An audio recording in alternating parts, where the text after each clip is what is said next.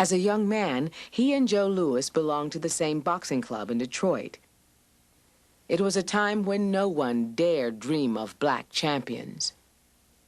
Now, imagine me knowing that, or feeling that after Jack Johnson, that I would never see another black heavyweight champion. I was standing shoulder to shoulder with Joe Louis. With this thought in my mind that I would never see one. I'll never live that long. But Louis was phenomenal as an amateur, winning 22 bouts in his first year. Boxing promoters needed exciting new heavyweights, and the color line was beginning to look like bad business. He just had so much ability. The promoters in New York began to get the idea, why not use this talent? It's sensational. And may I respectfully think that the thought uppermost in your mind and the sincere feeling in your heart be that regardless of race, creed, or color, let us all say and mean it, may the better men emerge victorious. Business, not enlightenment, opened the door to the first black American sports hero. But the door was open nonetheless. Goodness gracious alive. Say, man, did you finally arrive? Hey, let's go, Joe. He's nothing to do with but the so-and-so. Let's go, Joe.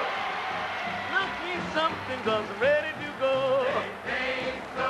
By 1936, he had beaten every serious heavyweight contender except Max Schmeling of Germany.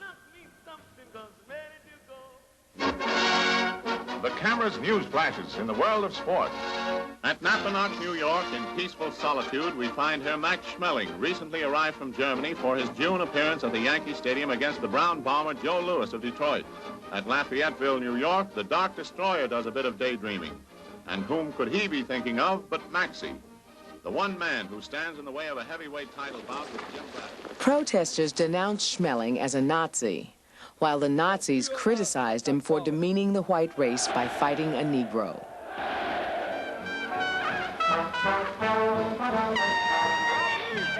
For millions of black fans, racial pride was at stake.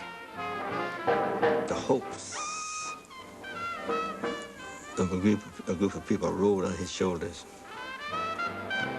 Let's go, Joe, Joe, Joe, Joe, Joe. Ain't a lot to do it but the so-and-so. Let's go, Joe, Joe. Not me, not gonna ready to go. Louis was a 10-1 favorite, and he came out strong.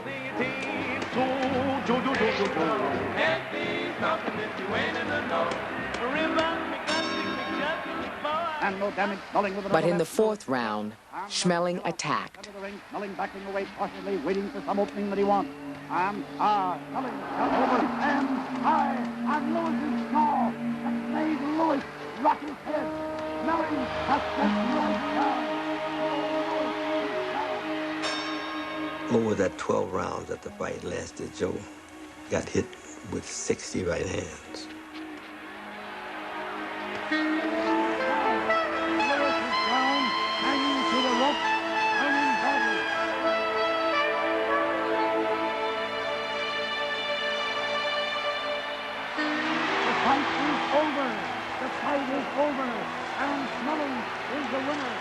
That was one of the saddest days in this country I've ever seen.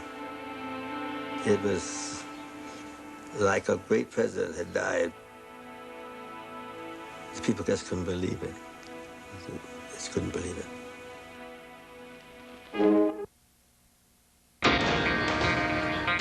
Louis had suffered his only defeat at the hands of the former champion, Max Schmeling. Now Louis was the champion of the world. But with national pride at stake, he harbored a fierce desire to avenge the only loss on his record. In the center of the ring, Max going around him. Joe Louis left pick with two straight lefts to the chin. Both of them right, but as the men clinch, Joe Louis tries to get over two hard lefts, and Max ties him up in the breakaway clean. On the far side of the ring now, Max with his back to the ropes, and Lewis hooks a left to Max's head quickly, and shoots over a hard right to Max's head. Lewis, a left to Max's jaw, a right to his head. Max shoots a hard right to Lewis. Lewis with the old 1-2. The first the left and then the right. He's landed more blows in this one round than he landed in any 5 rounds of the other fight. And there, Max Schmeling caught him with his guard down and tossed that right hand to Lewis's jaw. But Lewis was going away with the punch at the time. Now Max is backing away against the ropes. Lewis is following him and watching for that chance. He is crowding Schmeling. Schmeling is not sitting around very much, but his face is already marked. And they stepped into a fast clinch and at close range. Lewis fights desperately to bring up a left to the jaw and a right to the body. And coming out of that clinch, he got over a hard right and then stabbed Max with a good straight left jab, and Max backed away and missed the right. Lewis then cracked him with 2 straight lefts to the face and brought over that hard right to the head, high on the temple, and Max tied him up in a clinch and broke ground. Is back against the ropes again. They're not too close to the ropes.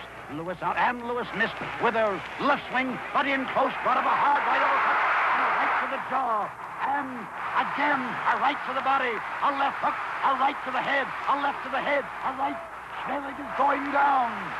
But he held to his feet, held to the rope, looked to his corner in helplessness, and Schmeling is down. Schmeling is down.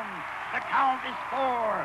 And he's up, and Lewis, right and left to the head, a left to the jaw, a right to the head, and Donovan is watching carefully. Lewis measured him, right to the body, a left hook to the jaw, and Schmeling is down. The count is 5, 6, 7, 8. The men are in the ring.